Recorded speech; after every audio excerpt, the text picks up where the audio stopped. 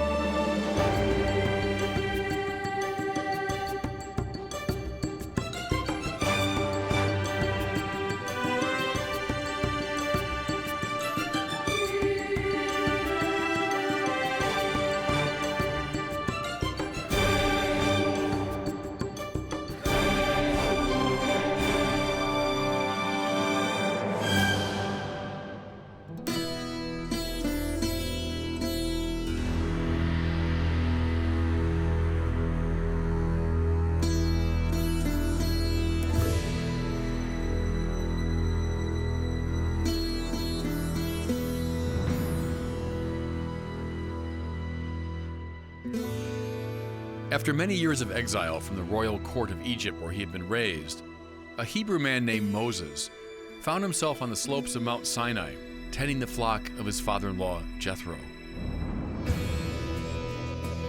He noticed a strange sight, a bush that was on fire but was not being consumed. He resolved to take a closer look. As he approached, he heard a voice. "Moses, Moses, come no nearer. Take off your shoes, for you are on holy ground." Then the speaker identified himself. "I am the God of your fathers, the God of Abraham, Isaac, and Jacob."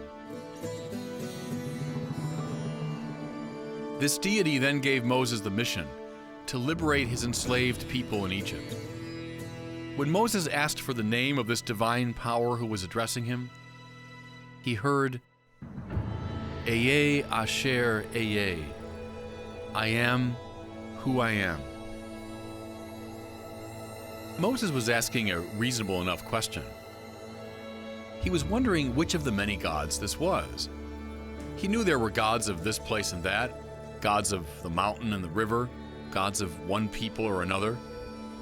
The answer that he received was revolutionary, for this God was implying that he was not one God among many, not a being who could be delimited or defined. His name was simply to be, the one who is.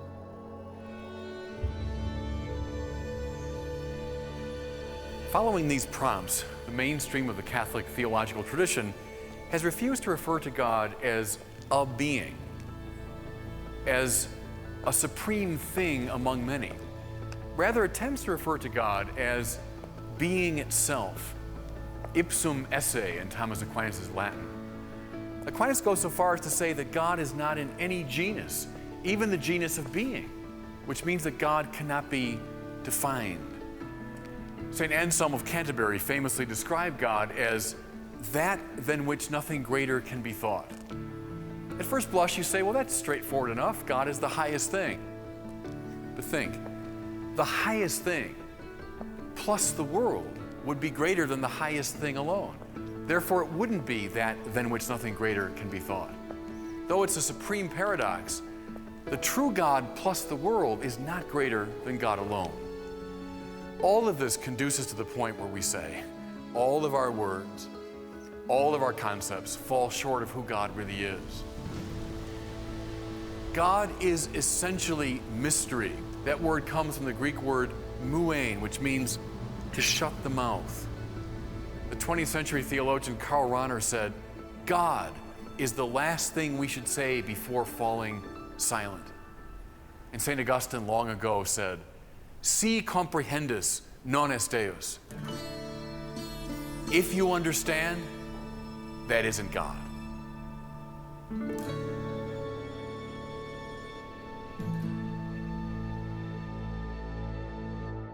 The things that we can understand clearly and easily are the things right around us, things in the world. So there you are, and you're not over there. There you are, and you're not that person. And by comparing and contrasting, I understand the things of the world. If I were to say, here I am in this place, there you are, oh, and there's God, and here I am, and there's the pillar. Well, no, that's what God is not. One of the items in the world. God is not the biggest thing around. There's you and me, and then some bigger things. And well, God is the biggest thing around. God isn't the biggest thing around. God is. See, and of course, it goes back to Moses. What's your name? When the people ask me, what should I tell them? What's your name? Well, that's a commonsensical question. Who are you? How do I define you? God says, I am who I am, which tells Moses precisely nothing. It's a way of saying, stop asking me stupid questions. That's the wrong question to ask me. See, because if I know your name, I can call you and you respond. I have, to that degree, control over you. I can look you up in the phone book. I can look you up on the internet. I can know a lot about you if I know your name. So, God, what's your name? I am who I am. You have no control over me. See? So the theological language is in service of the spiritual life that way. It's meant to change you spiritually in your relation to God. God is the one whom I can never control.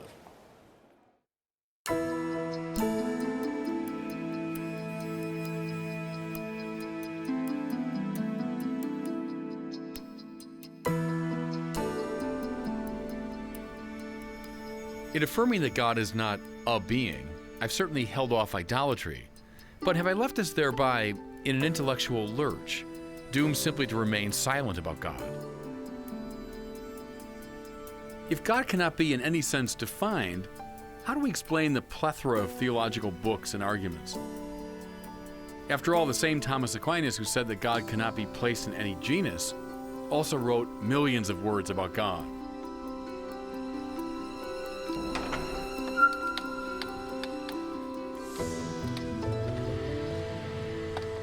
The 33rd chapter of the book of Exodus gives us a clue as to the resolution of this dilemma. Moses passionately asks God to reveal his glory to him, and Yahweh acquiesces. The Lord specifies, saying, I will make all my goodness pass before you, but you cannot see my face, for no one shall see me and live. God then tells Moses that while the divine glory passes by, God will place his servant in the cleft of a rock and cover Moses' eyes. Only then, he says, will I take away my hand, and you shall see my back, but my face shall not be seen. God can indeed be seen in this life, but only indirectly, through his creatures and effects. We can understand him, but only obliquely, glimpsing him, as it were, out of the corners of our eyes. We see his back, as it's disclosed in the beauty, the intelligibility, and the contingency of the world that he's made.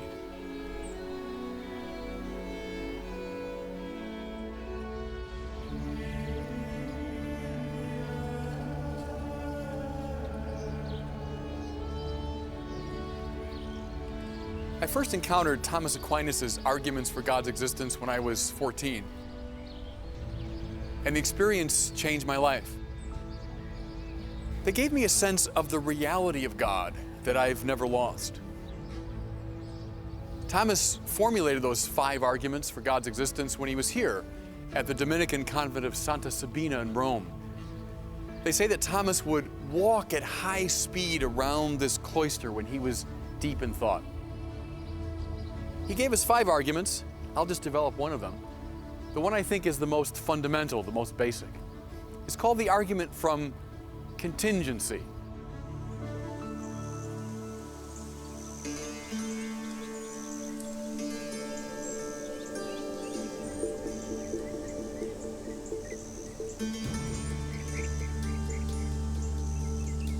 Contingency is something that's really part of our very ordinary experience. It names the fact that things come into being and they pass out of being.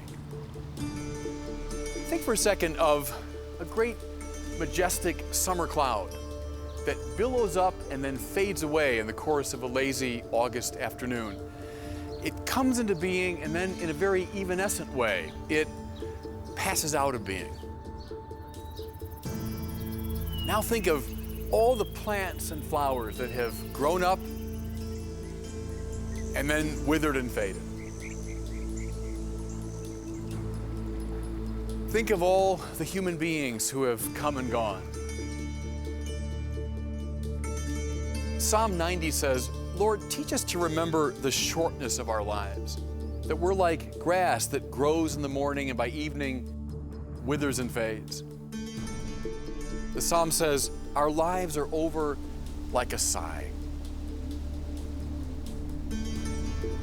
Even those things that seem so permanent. Think of a great mountain range like the Rocky Mountains. If we had over the many eons and millennia a time-lapse camera that could film the emergence of the Rocky Mountains, their endurance for a long period of time, and then their erosion, and then we speeded up that film, the Rocky Mountains would look for all the world like that fleeting summer cloud. Well, that's the starting point of Thomas's proof. Things come into being and they pass out of being. And this means something. It means they don't carry within themselves the reason for their own existence. We have to explain them by appeal to an extrinsic cause. So, go back to that summer cloud. You say, well, what causes it to be? Well, you mentioned the moisture in the air, you mentioned the wind, you mentioned the atmosphere, and that's fair enough as far as it goes. But as any meteorologist will tell you, those things too are contingent. They come into being and pass away. So you go a step further and you say, well, they're caused by the jet stream, which is caused by the movement of the planet. Oh, but the planet itself is contingent. Scientists tell us it came into being 4 billion years ago, and it too will one day pass away. Okay, another step. The planet's caused by, events within the solar system, within the galaxy. But those too change, coming into being and passing out of being. So you say, okay, they're all grounded in the great structures of the universe. Scientists have told us the universe itself came into being 13 billion years ago through the Big Bang. Here's the point. We have still not explained the existence of that summer cloud.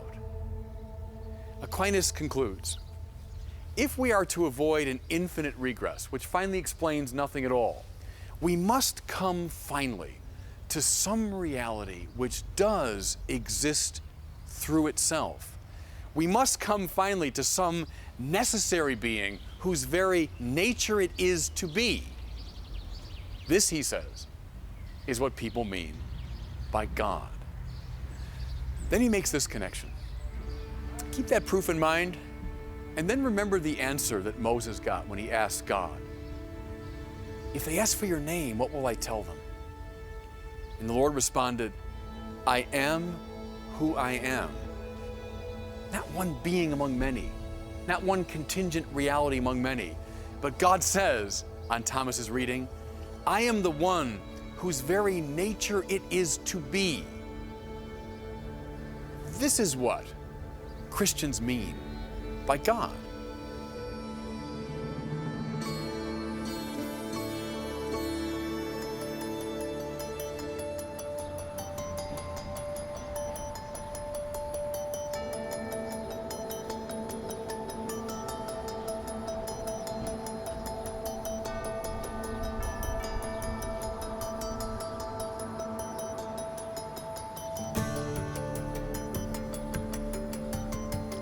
In 1968, a young German theology professor named Joseph Ratzinger, later Pope Benedict XVI, wrote a book entitled Introduction to Christianity.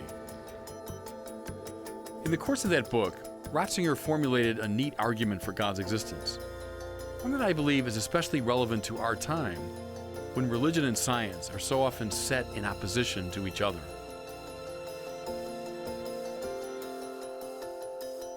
Ratzinger begins with the observation that finite being as we experience it is marked through and through by intelligibility, by a formal structure that makes it capable of being known by an inquiring mind. The medievals had a dictum, ens est scibile, being is knowable. In point of fact, no science would ever get off the ground unless its practitioners believed this mystical principle. How could a psychologist go out to meet the psyche with confidence unless he thought it was marked by intelligibility? How could the physicist go out to meet the physical world unless he was convinced that through and through it is knowable? I know no other place on earth that better exemplifies the harmony of religion and science than the Vatican Observatory, perched on a high mountain outside of Tucson, Arizona. Now, Ratzinger argues that the only finally satisfying explanation for this universal objective intelligibility is some great subjective intelligence, some mind which has thought the universe into being. Our language gives us a rather intriguing clue in this regard, for we speak of our acts of knowledge as moments of recognition, recognition, literally thinking again what has already been thought. Ratzinger cites Einstein himself in support of this proposition. The great scientist said, "In the laws of nature, a mind so superior is revealed that in comparison to it, our minds count as something worthless." In the prologue to his gospel, St. John says, "In the beginning was the Word." His Greek term is logos, which could just as well be translated as mind. He then specifies that through this mind, all things came to be. He implies thereby that the universe is not dumbly there, it's intelligently there, having been spoken into being by a great creative mind. The argument offered by Joseph Ratzinger is but a specification of this great revelation.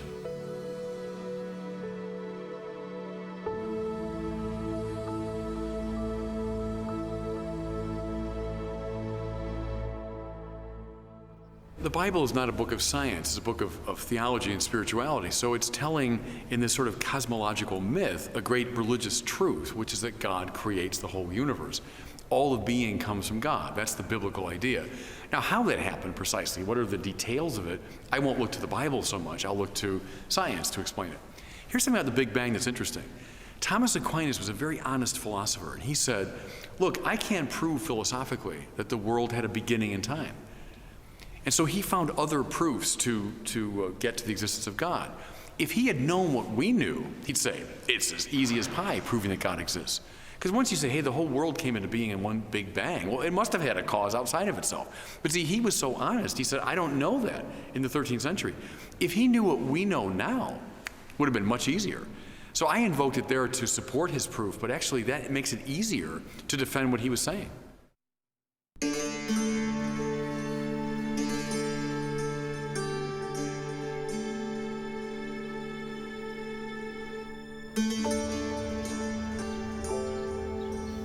If we consult the story of Adam and Eve, we find revealed one of the most fundamental spiritual dynamics.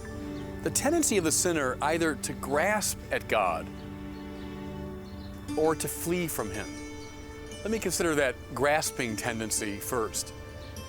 The tree of the knowledge of good and evil, in the symbolic language of Genesis, stands for that unique prerogative of God, since God is Himself the ground of morality. Therefore, when Adam and Eve grasp at the fruit of that tree, they are, symbolically speaking, attempting to dominate God, to control and manipulate Him.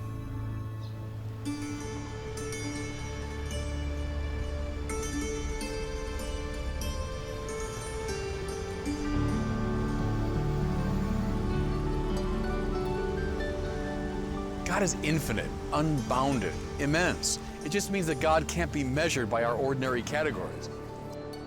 We say that God is eternal. It just means that He's outside of time. We say that God is immaterial, immutable. It means He's not like any of the material and changeable things that we see. What is God? We really don't know. Thomas Aquinas said that. In this life, we don't know what God is, we know what God is not. All these terms I've been using signal the divine transcendence, the otherness of God. They're all ways of saying to us, don't grasp. You see the great Cologne Cathedral behind me. With its sheer immensity and all those upward thrusting lines, the whole building is speaking of God's transcendence, God's radical otherness.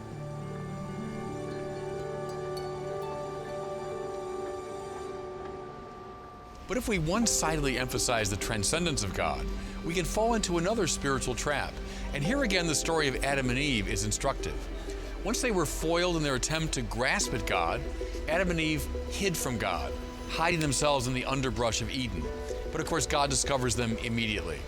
The point is this: being itself, God, cannot be grasped, but at the same time, being itself cannot be hidden from. God insinuates Himself into every nook and cranny of what He's made. Psalm 139 puts it this way: Lord, you search me and you know me. You know my resting and my rising. You discern my purpose from afar. God knows everything about us. The same Cologne Cathedral that spoke so eloquently of the transcendence of God speaks as well of the immanence of God. We see plants and animals and trees and people and angels and devils, the natural, the supernatural. God grounds and informs all of His creation. God is immanent to the world. Therefore, the same God who cannot be grasped in His transcendence, in His immanence, cannot be hidden from. And so the theological tradition uses another set of words to designate this unavoidable quality of God. It speaks, for instance, of God's omnipotence. This doesn't mean that God is the strongest being around. It means that God presses upon everything He's made with unconditioned power. It speaks of God's omniscience. This doesn't mean that God is the smartest being around. It means that God has known everything into being, and therefore that His knowing precedes and determines all that is. It speaks of God's omnipresence. This doesn't mean that God is an all-enveloping energy like the Force in Star Wars.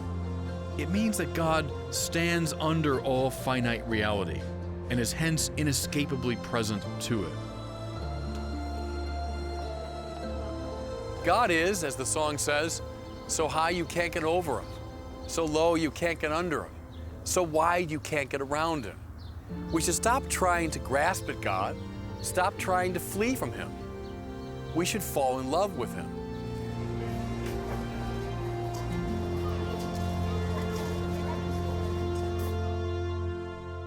You know, no matter how good the universe is, and it is wonderful, but it fades away. You know, all that's good and true and beautiful within nature and culture comes and goes. Even this great place has been around for a long time, but they don't fade away. They all do. Whatever is glorious in nature fades away. So when the belief came along that there's a God who is truly eternal, who made all these things reflect Him, but He doesn't fade away. And so Augustine can say, only in God is my soul at rest. Because our souls are looking for that eternal safety and that eternal satisfaction, and they won't get it in anything here below.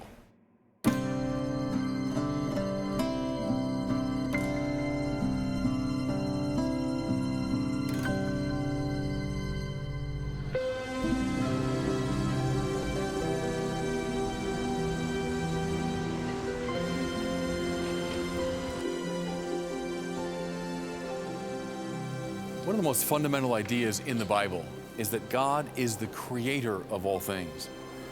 You find it reflected in the earliest creeds of the Christian church. We believe in one God, the Father of the Almighty, the maker of heaven and earth. If God is the sheer act of being itself, then anything else that exists, apart from God, must have come in its entirety from God. I'd like to contrast this view with what you find in the ancient philosophies and mythologies. There you see God or the gods shaping pre-existent matter or imposing their will through power on some rival force. But there's none of this in Christian theology. We say that God creates the world ex nihilo, from nothing. That means that God does not impose his will on some rival power. God does not wrestle some opponent into submission. Rather, through a sheerly generous, nonviolent act of love, God gives rise to all things. This also means that creation is not simply an event in the distant past. Rather, creation is happening now. Thomas Aquinas talks about creatio continua, continual creation. It implies that creatures don't so much have a relationship to God. Rather, creatures are a relationship to God. That's why Meister Eckhart said that the spiritual life is not so much climbing the mountain to the distant God as sinking into God.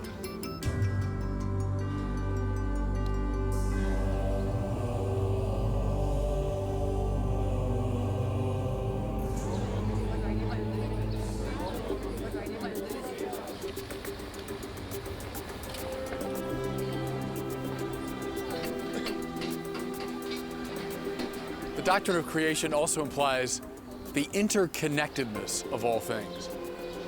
When I find my deepest center, that place in me where I am here and now being created by God, I've also necessarily found the deepest center of everyone else and everything else in the cosmos. Every other human being is my ontological sibling.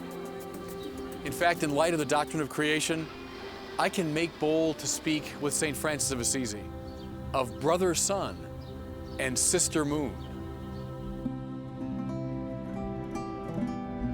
Now this God who is continually making the universe, who is present to all things in the most intimate way, must be described as provident. God is not a distant deist force who wound up the clockwork of the universe and then retired. No, God, in the language of the Book of Wisdom, stretches from end to end mightily and orders all things sweetly. God is pushing, pulling, drawing his universe according to his purposes, much as an artist shapes his material according to his design. This helps to explain why there's still a kind of unfinished quality to the world. The universe is like an artist's studio. God's creation from nothing is nonviolent. He's not manipulating something, not dominating something. He makes the world from nothing. The Bible does that now as a sheerly generous act of speech. Let there be light, and there was light. It's getting at that idea of the nonviolence, the non-interventionist quality of creation. And see, that has overtones all across the board. How does God provide for the world? How does God direct and govern the world? Not so much through intervention, not so much through an aggressive manipulation of things, but always sweetly, as the Bible says. God orders all things sweetly, indirectly, non-violently. Now link it up to Jesus' teaching about nonviolence. We say, well, yeah, that's, I guess, if you're living in a fantasy world, you can live that way. What he's saying is, live your life in a way that puts you in touch with the deepest level of reality. At the deepest level, you find nonviolence. So you ought to live that way. So it always is of a piece there, the doctrine of creation, the doctrine of providence, and the moral teaching of Jesus.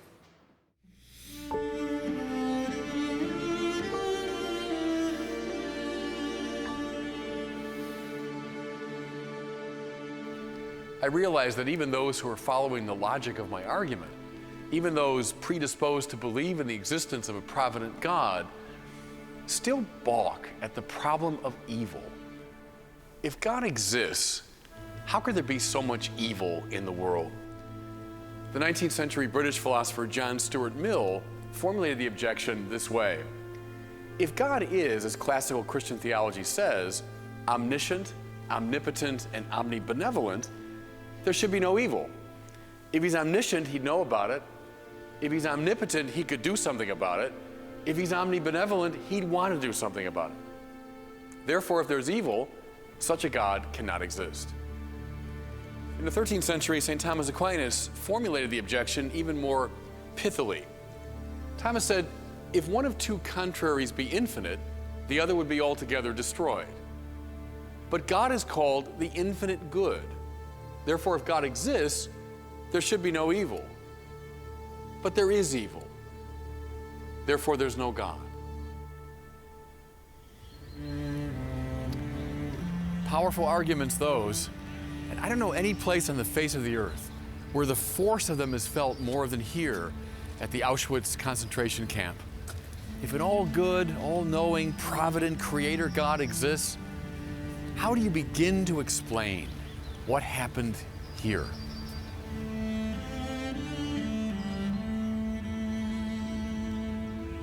This is the hardest, most vexing and puzzling theological question of all. Any answer we give will necessarily be inadequate, but at least we can perhaps gesture in the direction of an answer. The first observation to make is this: evil in the strict sense does not exist, for it's always a deprivation, a lack of what ought to be there, like a cavity in a tooth or a cancer compromising an organ. Therefore, we should never speak of God as creating evil, and we should never think of evil as a positive force opposing God. But this just postpones the question a bit. Why does God permit evil in his creation? The classical answer, articulated by Augustine, Aquinas, and a whole army of their followers, is that God permits evil so as to bring about a greater good. We all have experience of this from time to time. Some great calamity, an illness, a failure, the loss of a loved one, results over time in some good that would never have come about in another way. We sometimes sense that growth comes through pain. But in the presence of truly profound evil, the kind that we sense here, doesn't that explanation seem a tad facile? Well, the Bible understands this. Look at the book of Job. In one fell swoop, Job loses everything and everyone dear to him. He loses wealth and livelihood, family, health. For 7 days, he sits in sullen mourning on an ash heap. He's joined by 3 friends who sit silently with him. But finally the friends speak, and they articulate what most of us would take to be a pretty commonsensical argument. Job, you must have done something to offend God. Somehow, Job, this terrible suffering of yours must be the result of your sin. But Job knows he's righteous, and so he protests. Eventually, he dismisses the 3 friends, and then, in one of the most dramatic scenes in the Bible, he calls God into the dock, challenging God to explain why he's allowed him to suffer this way. Here, Job speaks for anyone who's gone through undeserved suffering. Chapter 38 features God's response. Then the Lord addressed Job out of the storm and said, "Who is this that obscures divine plans with words of ignorance? Gird up your loins now like a man. I will question you, and you will give me the answers. Where were you when I founded the earth? Tell me if you have understanding. Who determined its size? Do you know? Have you ever in your lifetime commanded the morning or shown the dawn its place? Have you entered into the sources of the sea and walked about in the depth of the abyss?" God goes on and on, taking Job on a great tour of the cosmos, acquainting him with its infinite mysteriousness, with all of its puzzles and anomalies.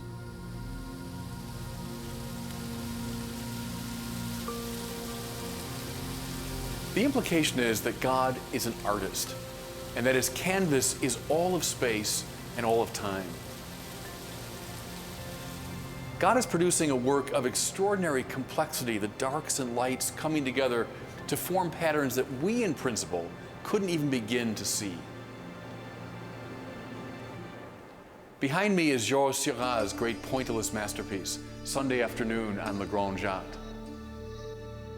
They say that when Seurat painted this picture, he sat on a high stool and carefully applied the colors point by point with long brushes.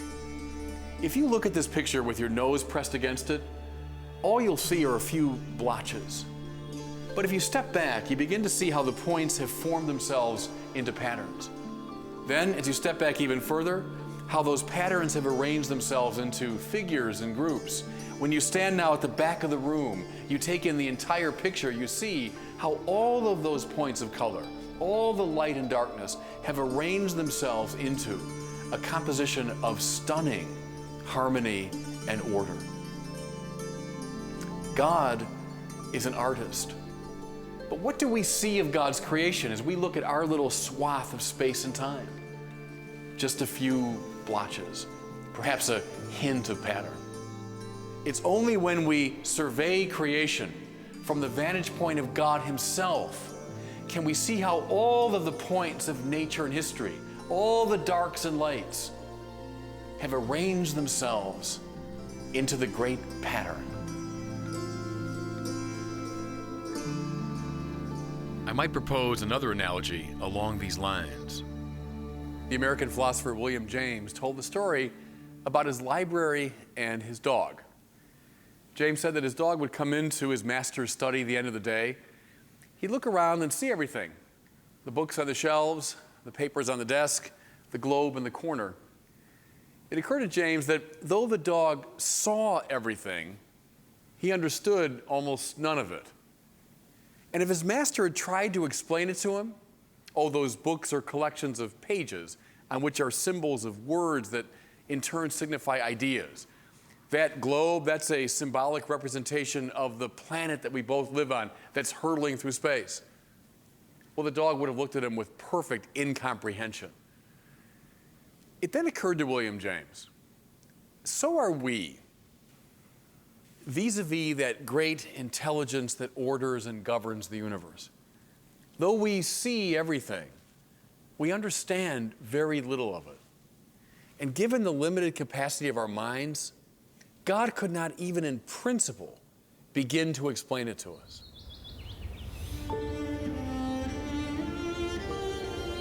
Still unsatisfied? Good. Though all these images, perspectives, and insights are illuminating, none finally solves the problem of reconciling a loving God and a universe marked by great cruelty. For the Christian faith, the only adequate resolution of this dilemma is the one effected by God Himself on the cross of Jesus Christ.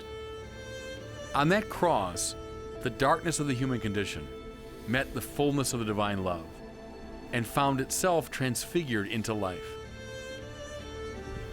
On that cross, God went to the limits of God-forsakenness and made even death itself a place of hope.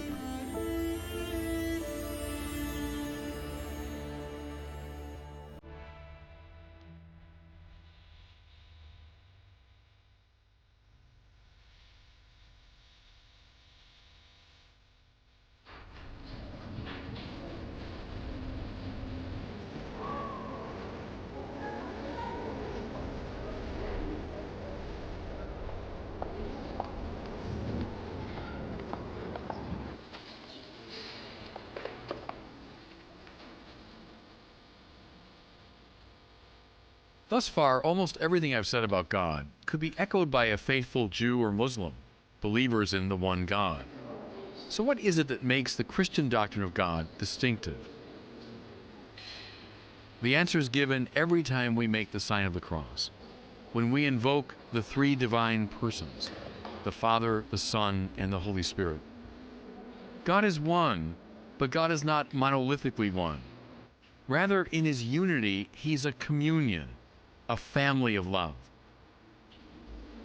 Where does this doctrine come from? As usual, the touchstone is Jesus. Jesus consistently referred to himself as one who was sent by the Father. Well, in this regard, he would seem little different than, say, Abraham or Moses or Isaiah. But there was something altogether unique about Jesus, something that set him apart from those figures. He spoke and acted in the very person of God. Therefore, Jesus was sent by another whom he acknowledged as divine, and yet he himself was divine. More to it, Jesus promised that he and his Father would send another advocate, a Spirit, who would lead the church into the fullness of truth. It was this divine Spirit who invaded the church at Pentecost and who sustained the early Christian community. The very first Christians were all Jews, trained in the strict monotheism of Israel. They all held passionately to the great Shema declaration from the 6th chapter of Deuteronomy. Hear, O Israel, the Lord your God is Lord alone. And yet they knew that the one God had revealed something new through Jesus and the Spirit.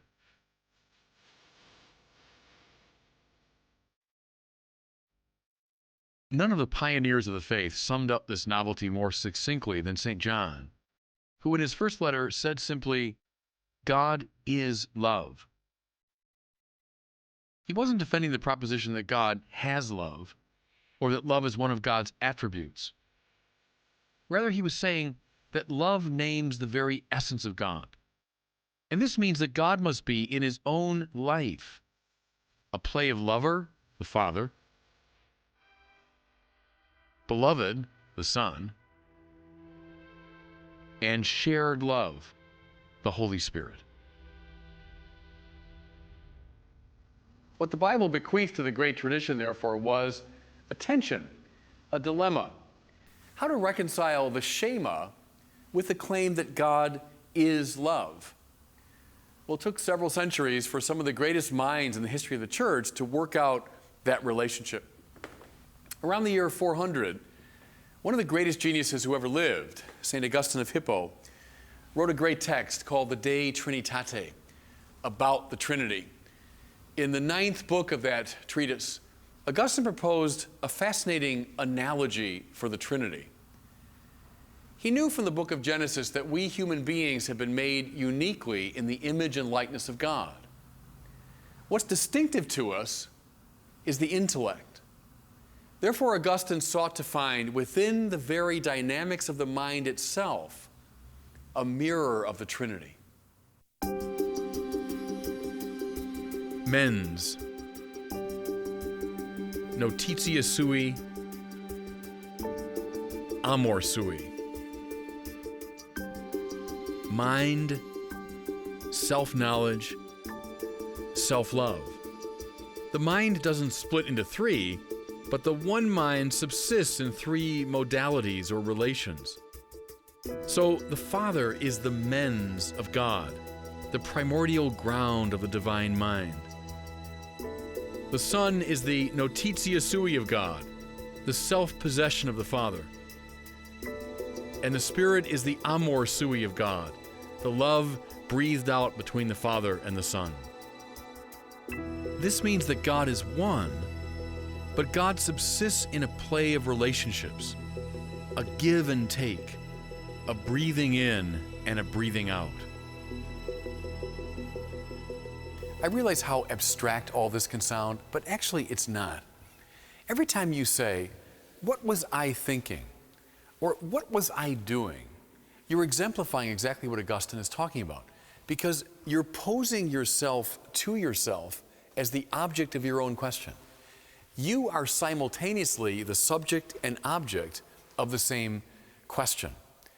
You haven't split into two things, but there are two dimensions to your own psychology. You know, you see it reflected in the languages. The expression in French for "I wonder" is "je m'interroge." Literally, I ask me. Same thing in Spanish, yo me pregunto, I ask me.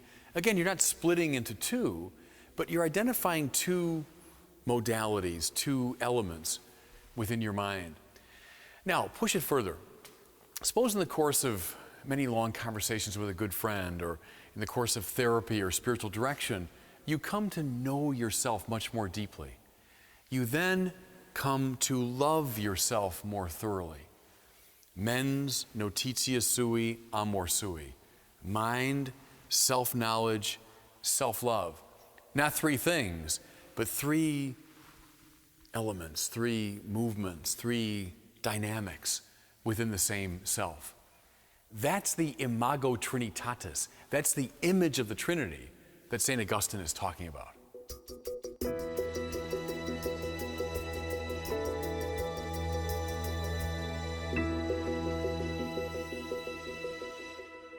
You know, in the liturgy, we use incense, and you put incense around the altar. And to some degree, that symbolizes, our prayers going up to God. But our present Pope, Benedict XVI, said, the incense also symbolizes how you're meant to block your vision. How smoke gets in your eyes and you can't see, and it blocks your approach to the altar. Well, that's part of theological language. It's meant to get in your eyes. It's meant to obfuscate a bit. It's meant to confuse you, because the minute you say, oh, I got it. Oh, yeah, I understand. So I see you, I see things in the world, and oh, and I understand God too. Then you don't have it. That isn't God. So Augustine's thing is, the minute you've got a clear concept, drop it. That isn't it. So theological language does have, to some degree, that purpose, to confound you. Very good example, of course, is that God is both three and one. God is supremely one, and God is a trinity of persons. Well, go figure. And that's part of the purpose of it, is to block the mind and to block the kind of eagle eye approach we have to things. Got it, see it, understand it. No, you don't when it comes to God.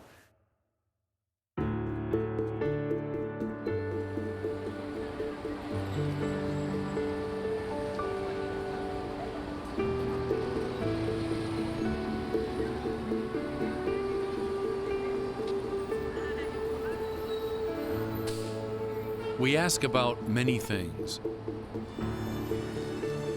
but there is a particular question that the philosophers call the question after being. It is the inquiry not into this or that particular state of affairs, but rather into the meaning of it all.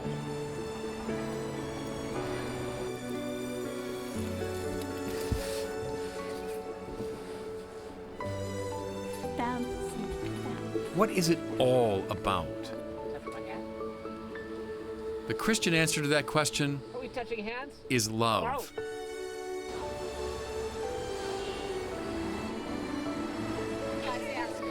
For love is what God is.